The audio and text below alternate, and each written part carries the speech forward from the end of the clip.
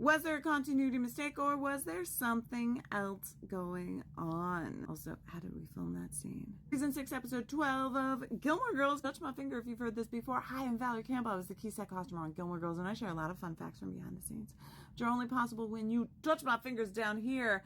Leave me an engaging comment. Tell me what your favorite Taylor moment, line, or sweater was. He had a lot of sweaters, didn't he? My favorite was the one with the elbow patches and the leather buttons. Luke and Lorelai are asleep. They are woken up by bells, which is a common theme in Gilmore Girls. We've had a lot of bells in the middle of the night. Your favorite? So they're woken up.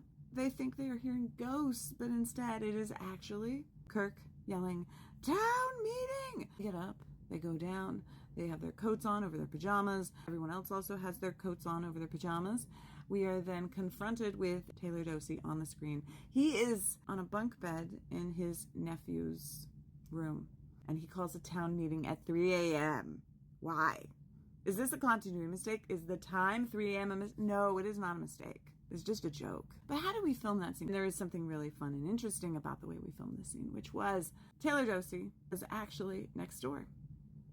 I know it sounds weird. Doesn't it sound weird? Okay, I'm going to explain. And we did not do green screen on Gilmore Girls. They did not record the dialogue ahead of time because Michael Winters always works and then he flies back home, right? So he was there for the scene, and because they needed to work out the timing of how this stuff was going to work out, he was technically live next door, the Rich Man's Shoe. I know, it sounds weird. It does sound weird, but it does make sense if you think about it. Right next door to Miss Patty's was a building, the newsstand. We also used that for the diner, but in later years, season 6, we used it for Rich Man's Shoe. Now, because we're not using for Rich Man's Shoe in that moment, they built the set for Taylor's bedroom in Rich Man's Shoe. Moved everything around, built up a couple walls, put the bunk bed there, filmed the camera there. The camera was actually shooting it simultaneously while we were filming the coverage from inside Miss Patty's. So we had like, I don't know, a video camera, I guess, that was hooked up to the TV, which was live.